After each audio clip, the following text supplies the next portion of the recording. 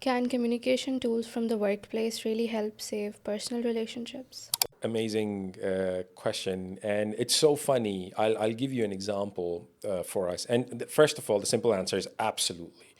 An example is that I was working with a junior executive, but still somebody who was climbing up the corporate ladder. So the organization deemed that they need to have communication training. Very friendly person, very approachable, and we started talking about in between our sessions and about our strategic conversations. We kind of started talking about families. And then he picked up on what we were having this conversation, and he picked up on what I was saying previously, that how communication affects every aspect of our life.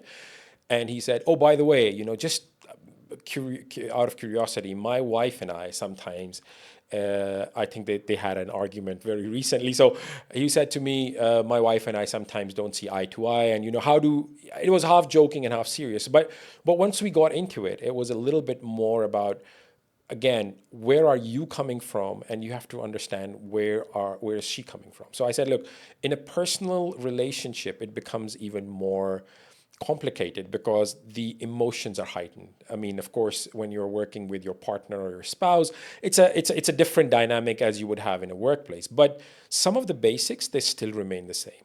You have to understand what the other person is saying, which becomes more difficult because there's emotion involved. So you have to kind of go through the messaging and kind of sift through what is actually being said and what do they want to hear.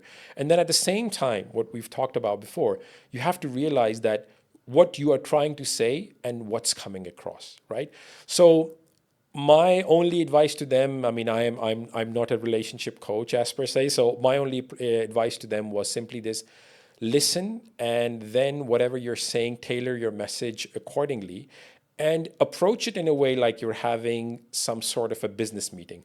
Don't have the same emotional kind of setup as a business meeting, but at the same time, when you're going into a business meeting, you have structured the conversation and see how it works out.